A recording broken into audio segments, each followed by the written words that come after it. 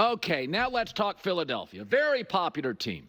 I'm actually concerned about the state of Pennsylvania. You do realize, if you look at all the polling, you're going to decide the presidential election. We need adults in the room here, not throwing a tantrum every time you lose a football game. Folks, Saquon catches the football, you're 2-0. You beat a team, if he catches the football, in Green Bay that could win their division, and Atlanta could win theirs. Kirk Cousins is good. It happens. It's football. Your division's a mess. Giants, Washington don't look very good. Dallas is typical Dallas roller coaster. You'll be fine. Now, Nick Sirianni's not Andy Reid. Who is? There's one. People even complained this weekend about Kyle Shanahan. Sean McVay's 0-2. John Harbaugh's 0-2. Yeah, you don't have Andy Reid. But A.J. Brown, your number one receiver, did not play. That is a thing. You can defend Philadelphia much differently when A.J. Brown's not on the field. For most of the game, you look like the better team. You also have a very expensive offense, and because of that, there's some liabilities or weaknesses on the back end. You know what you really are, and you should take pride in this. You're really the opposite of the Steelers. You're great at quarterback. You spend your money on offense, but you probably don't trust your defense to win a Super Bowl. Would you rather be the Steelers, who spend all their money on defense, and that quarterback room is just not good enough? 2-0 start. Yeah, check back in 8 weeks. So, Philadelphia is going to win their division, I would imagine. And then ultimately, at some point late in the season, they're going to lose a game in January or maybe February. They just can't make a stop. Okay, but that's because nobody is stopping Patrick Mahomes, right? No, as Cincinnati, a really good team with a great pass rush, they couldn't stop them enough to win. So Jalen Hurts, let's look at the good news. Jalen Hurts, back to being dynamic. Jalen Hurts was something. A.J. Brown's returning. Saquon Barkley, say whatever you want to say about Saquon Barkley. Clearly a really good player who just dropped a ball. Your offensive line's top 5 in the league. You're deciding our democracy. I need you to take a deep breath. Everything's going to be okay.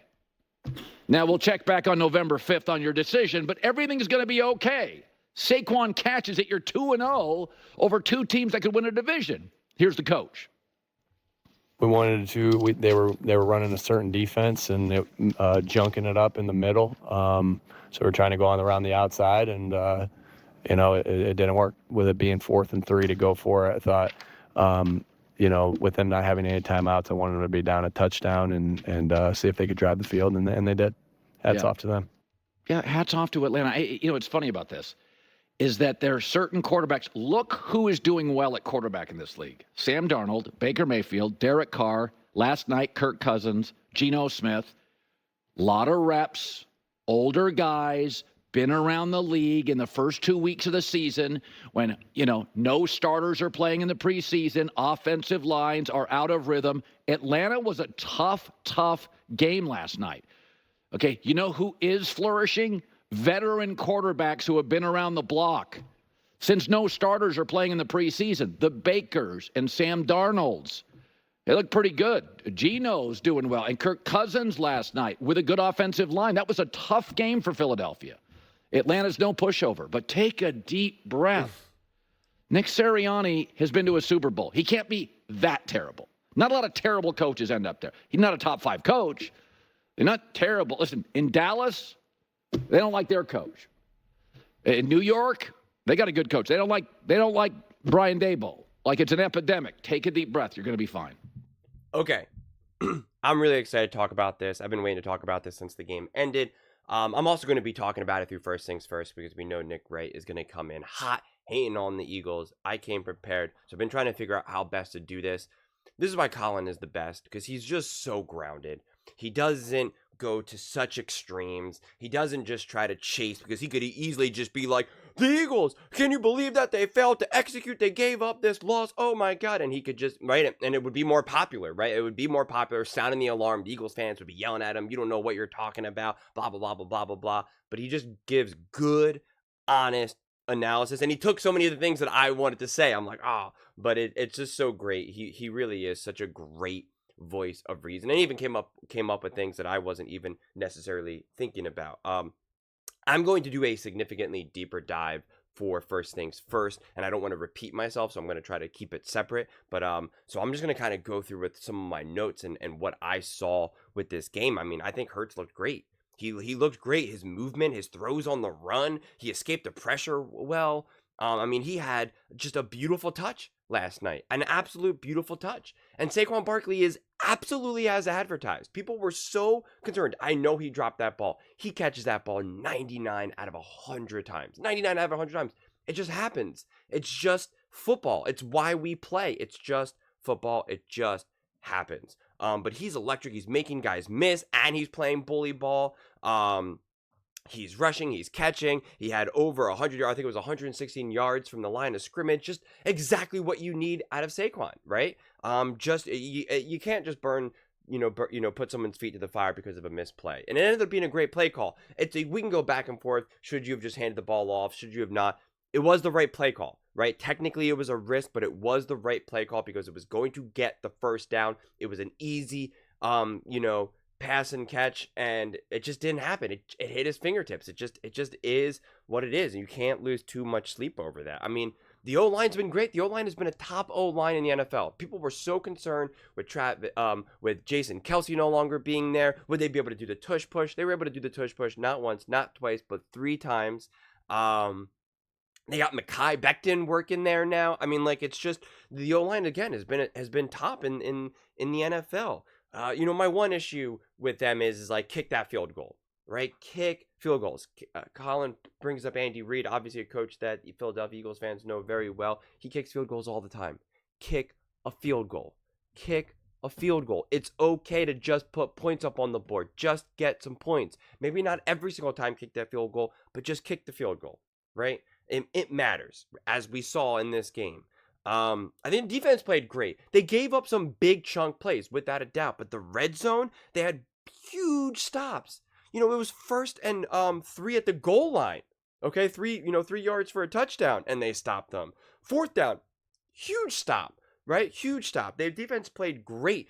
Bijan Robinson is a great running back, right? He was the number 8 overall pick, I think it was. He's a top running back in the NFL, and they have a great O-line for the Falcons. And Kirk Cousins is a really good quarterback. He is not a bum. So those things are going to happen.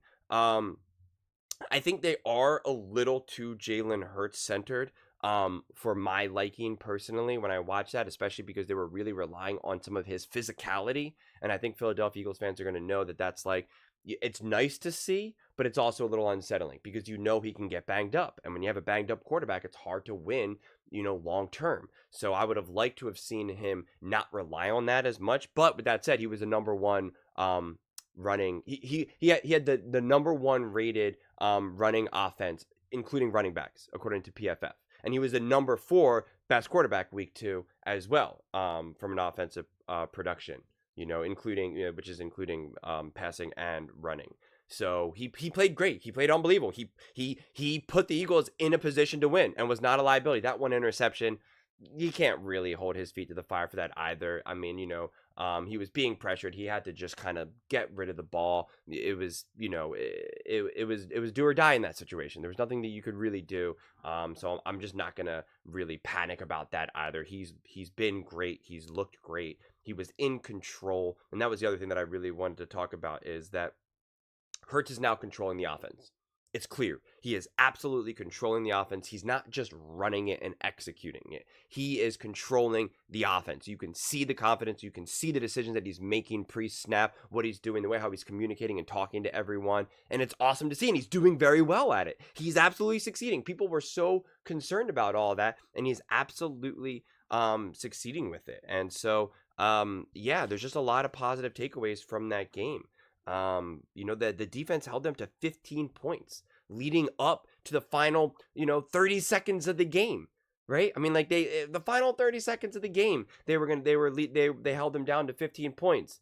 That's great. That's great defense. Yeah, they gave up at the final play, the final drive, right? With a minute, what was it, like a minute 40 or so.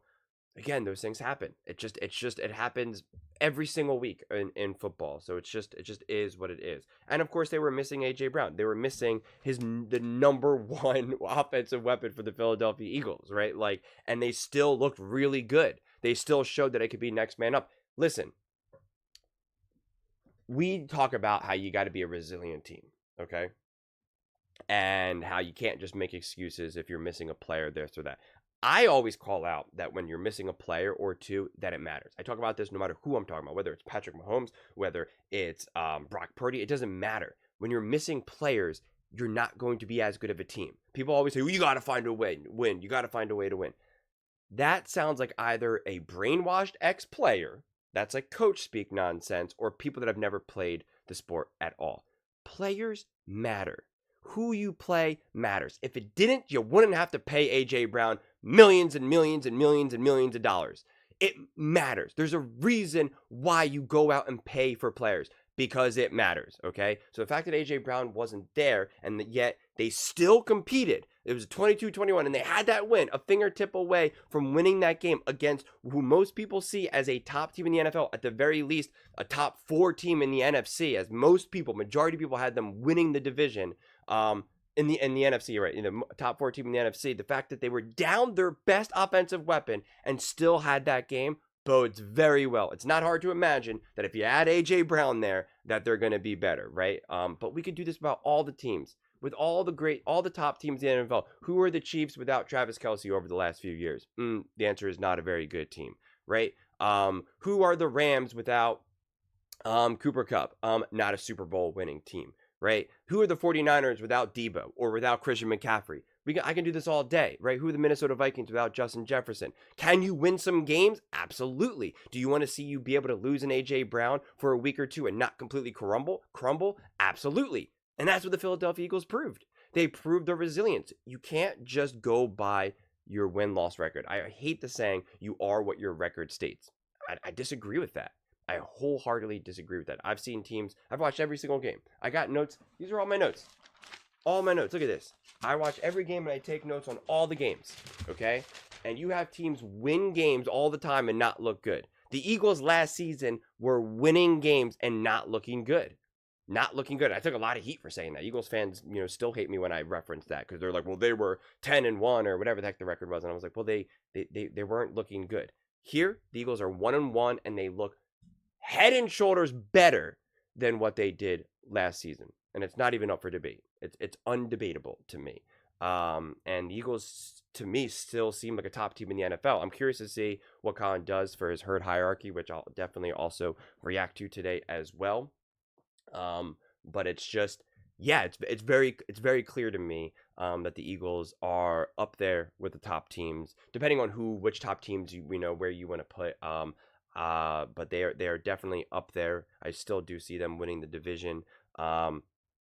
PFF still has them as the projected to be the 3rd best team in terms of win total and highest percentage to win the NFC conference as well as the Super Bowl. I think 3rd best odds. So if the hyper genius analytics of PFF hasn't panicked on the Eagles, neither should any Philadelphia fans.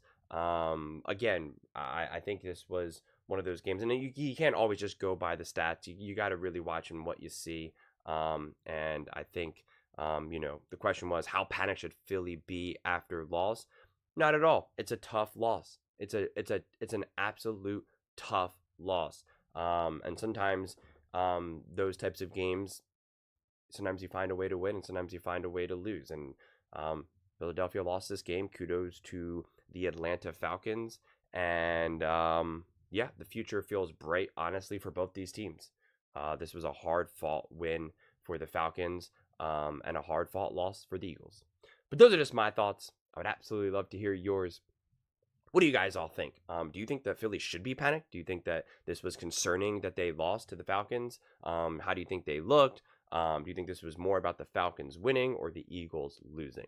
Let me know in the comments below. I read every single comment, so whether you agree with me or disagree with me, either way, let's get in some discussions, let's get in some fights, but ultimately, let's just have some fun. And please do consider subscribing. We are building an amazing community here, and I would absolutely love to see you part of it. I want to build something that we all genuinely feel connected to, something that we're really excited to be part of. I think we're on our way to doing it.